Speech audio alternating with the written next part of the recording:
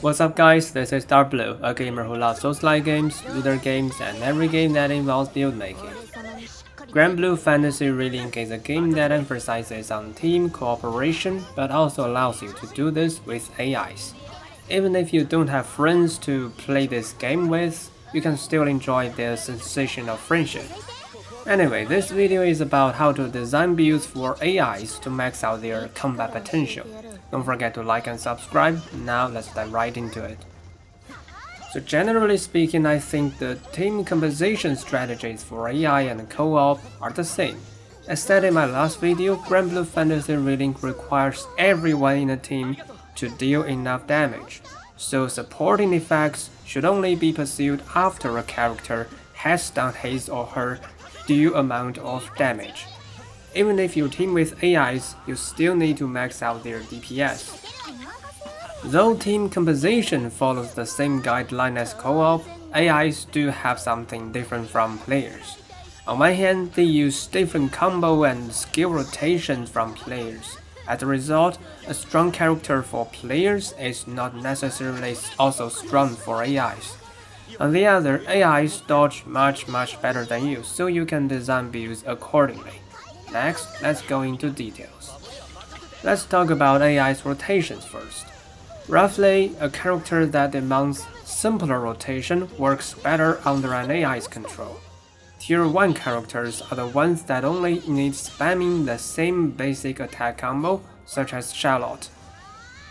Some characters may require you to press the button at the just time. Such characters may or may not suit AIs. You need to see for yourself to make judgment. For example, AI Zeta plays quite well, but AI Siegfried, Tier 2 characters are the ones that only rely on charge attacks. AIs can simply spam charge attack, but since charge attacks are cumbersome, they may miss the target, thus making such characters only Tier 2.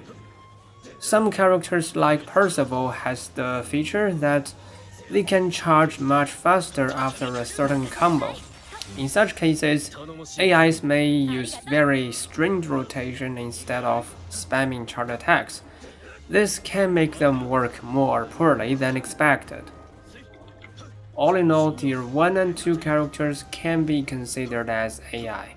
I especially recommend the 3 ranged characters, Io, Raiken, and Ogun. As a comparison, there are 2 more types of characters that usually don't suit AI.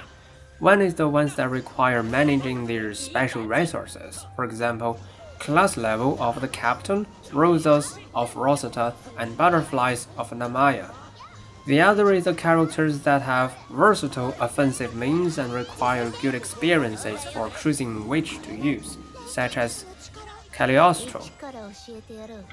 What I've shown is only a general and rough guideline. You can use it as a preliminary reference, but to make the final decision, make sure to observe a character's AI behavior in combats. You can bring the character into the training ground and observe. Now that you know how to decide if you should pick a character as your AI teammate, next, we'll be focusing on how to design the build. You can still follow the generic build guideline in the last video, but we need to make adjustments according to AI's unique features. So generally, AIs can do perfect dodge a lot, but they rarely use block, nor try to just move out of an attack's range. There could be 2 consequences. One is that since AIs have strong survivability by their dodge ability, you can spend less resources on survival. You may have less damage reduction, no potion holder, or no improved guard on an AI build.